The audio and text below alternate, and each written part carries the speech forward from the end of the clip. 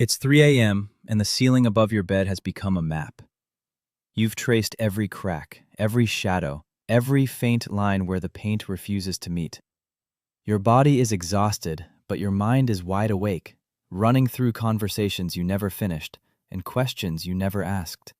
And somewhere in the quiet, a familiar voice rises up and says, "Don't tell anyone. They've got their own problems." Your eyes are on this video for a reason. Subscribe now, and I'll show you what's really happening inside the mind of someone who never asks for help. Because the truth is more terrifying than anyone has dared to tell you, and it's living quietly inside the people you love the most. Let me tell you about someone. Let's call him Daniel. Daniel is the man everyone in his family calls when the car breaks down, when the rent is short, when the relationship falls apart. He shows up. He fixes things. He answers the phone at midnight without complaint. People say he's the rock. People say he's the one you can count on. But here's what they don't know. Daniel hasn't told anyone that he lost his job 3 months ago. He still puts on his work shirt every morning. He still drives away at the same time. He sits in a coffee shop for 8 hours and watches strangers live their lives. And then he comes home and smiles. Because that's what the rock is supposed to do. Maybe you know a Daniel. Maybe you are Daniel. Maybe you are the one who has been carrying something heavy for so long that you forgot what it felt like to put it down. Maybe the people closest to you have no idea what you're really going through. And maybe that's exactly how you want it. Or how you think you want it. Here's the terrifying truth. The people who never ask for help are not the strongest people in the room. They are the most afraid. Afraid of being seen. Afraid of being judged. Afraid of being a burden in a world that has spent years convincing them that needing is the same as failing. And the most haunting part is, they've gotten so good at hiding it that even they don't realize how scared they are. They call it being independent. They call it being mature. They call it being grown.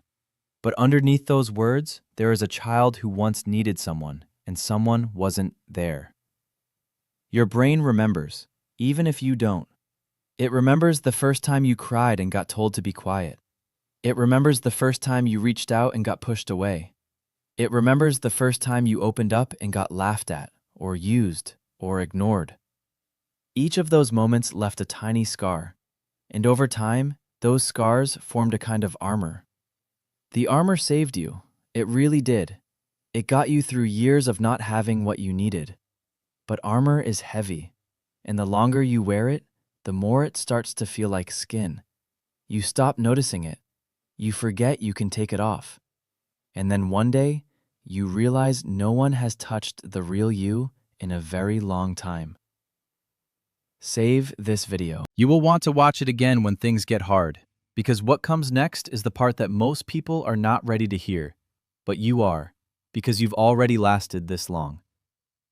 The first thing I want you to understand is that there is a difference between being self-sufficient and being self-isolated. Self-sufficiency is healthy.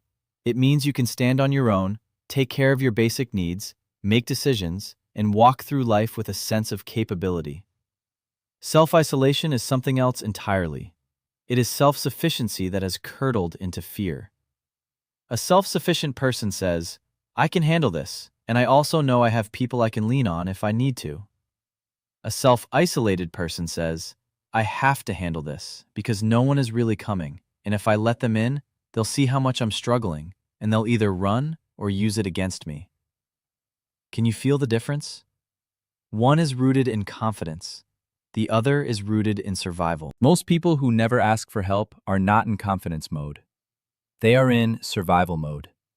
They have been in survival mode for so long that they have forgotten there is another way to live.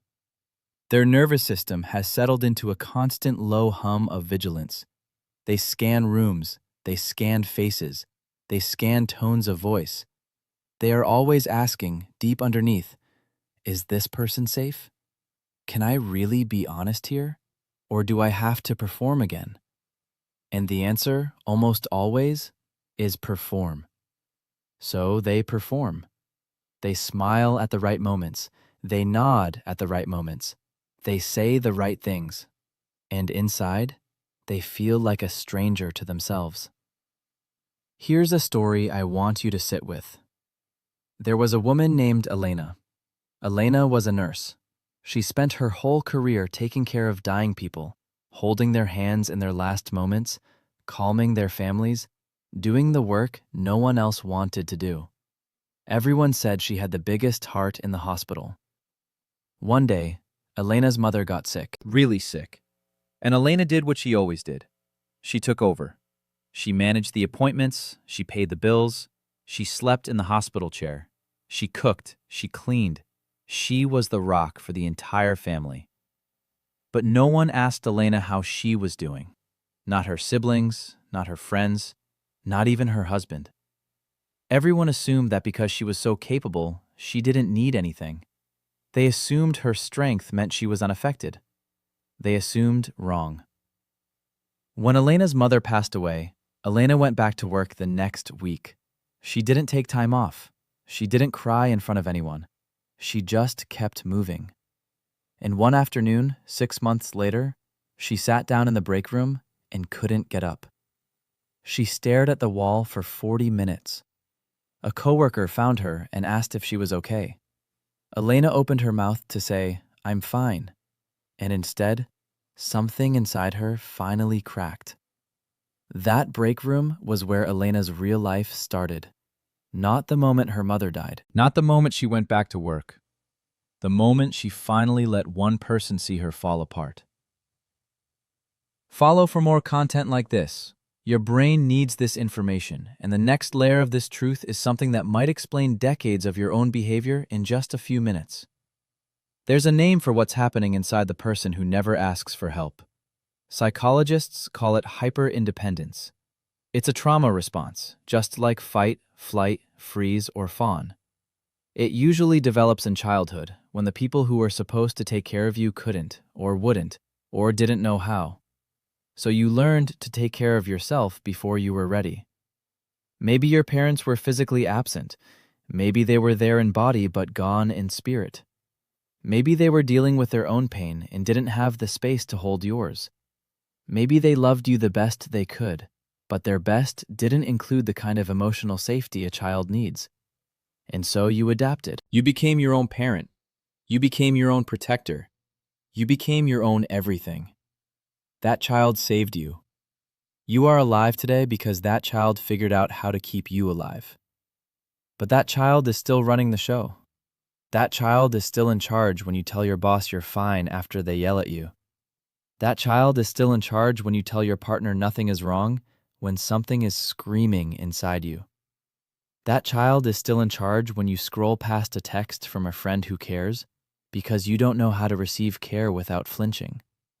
The terrifying part is, you can't see it. You think it's just who you are. You think you've always been the independent one. You wear it like a badge. You don't realize it started as a wound. And until you see it for what it is, you'll keep recreating the same patterns, the same lonely friendships, the same one-sided relationships, the same feeling that no matter how full your life looks, something is missing. What's missing is you, the real you, the one who got buried under all the responsibility, the one who never got to fall apart, the one who has been waiting decades for someone, anyone, to look at them and say, "You don't have to be strong with me." Turn on notifications. Truth doesn't wait for anyone, and the deeper this goes, the more it will start to sound like a diary you never let yourself write. Let me tell you what silence does to a body, because this is not just a feelings thing. This is not just a mindset thing. This is a physical thing. Every emotion you have ever swallowed is still in there. Your body kept it. Your body is keeping it right now. When you don't release stress, it doesn't disappear. It settles. It settles in your jaw, in your shoulders, in your stomach, in your lower back. It changes your breathing. It tightens your chest. It makes your heart beat faster than it should, even when you're sitting still. You think you're calm. You're not calm. You're frozen. That's why people who never ask for help often have mysterious health problems. The chronic headaches, the digestive issues, the autoimmune flare-ups, the exhaustion that no amount of sleep can fix. Doctors run tests. Tests come back normal. But your body knows. Your body is keeping the score of every word you didn't say. And one day, your body will hand you the bill. It might come as a panic attack at a stoplight. It might come as a moment in the shower where you slide down the wall and can't get up.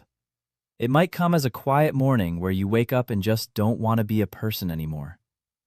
That is not a failure of your willpower. That is your body finally telling the truth your mouth refused to say.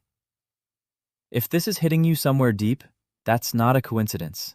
That's recognition. That's the part of you that has been silent for years, finally hearing words that match what it's been feeling. Don't run from that feeling. Sit with it. It has something to teach you. Comment your thoughts below. I read every single one, and your honesty might be the doorway that another person walks through to find their own truth. Now let's talk about what this silence costs your relationships. Because you might think you're protecting the people around you, you're not.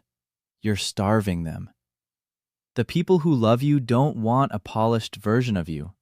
They want the real you, the messy you, the tired you, the scared you, the version that doesn't always have it figured out. When you refuse to let them in, you rob them of the chance to love you fully.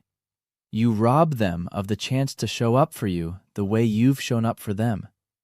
You rob them of the deep, sacred intimacy that only comes when two people see each other without masks.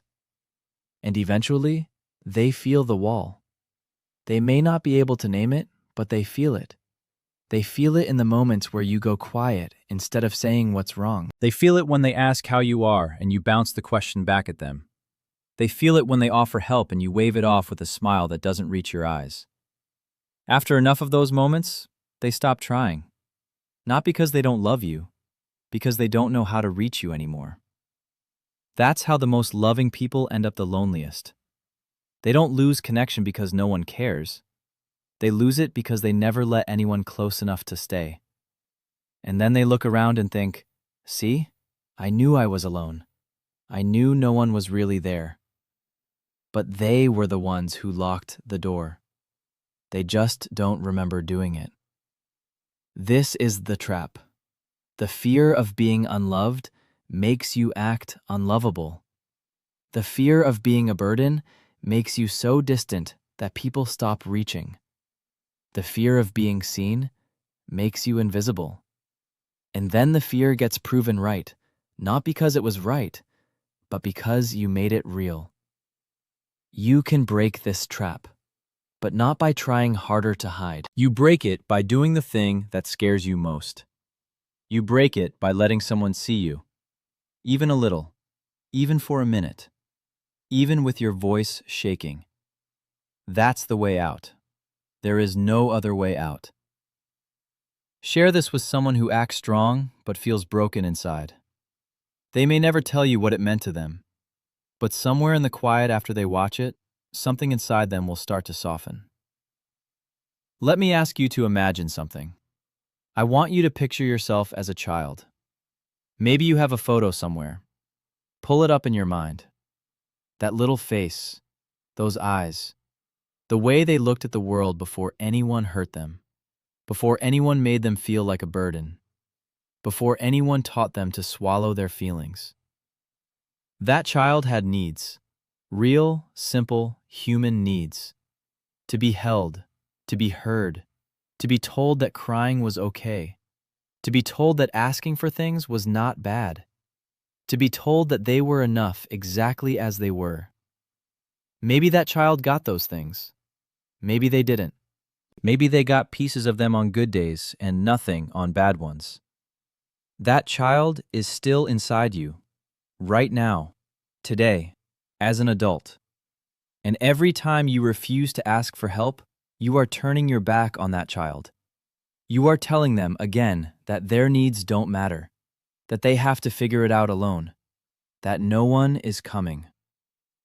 The voice you use to silence yourself today, is often the same voice that silenced you back then. It just sounds like yours now. What if you decided to be the person who finally answered that child? What if you decided that the love you didn't get back then, you would give to yourself now? Not by isolating, but by reaching, by letting people in, by telling someone, I'm not okay, and trusting that the world will not end when you do. That is real healing. Not the kind that looks good on the outside. Not the kind that performs wellness on social media. The kind that happens quietly, in conversations, in moments of honesty, in the trembling sentence you finally let yourself say out loud. Bookmark this video. It will make sense again tomorrow, and again the day after, because the truths that change your life are the ones you have to hear more than once before your heart finally lets them in. Here's something most people get wrong about asking for help. They think it has to be a big, dramatic event. They think they have to wait until they're completely falling apart before it counts. They think they need a crisis to justify reaching out. So they wait, and wait, and wait. And by the time they finally reach out, they're so exhausted they can barely speak. You don't have to wait. You don't have to earn the right to need someone. You don't have to prove you're suffering enough. A tired day is enough. A confusing week is enough. A weird feeling you can't explain is enough. The bar is not high. The bar is just honesty. Try this. The next time someone asks you how you are, don't say good on autopilot. Pause, just for a second. Ask yourself what's actually true. Then say something a little closer to it. You don't have to pour out your soul. You can just say, honestly, a little tired. Or, mixed day. Or, I'm working through some stuff. Those small honesties are seeds. They build the muscle. Then notice what happens. Some people will respond beautifully. They'll lean in. They'll ask more. They'll soften toward you in ways you didn't expect. Others will stay surface level. That's information too. You're learning who is actually safe to be honest with. And that information is gold. Over time, you'll start to find your people. The ones who don't flinch when you tell the truth. The ones who don't try to fix you. The ones who just sit beside you and let you be human. Those are the people worth opening up to. Not the whole world, not everyone. Just the ones who have earned it through their own consistency and care. Stay connected. More truth is coming your way, and you deserve to hear all of it. Not just the easy parts, but the parts that finally help your real life make sense.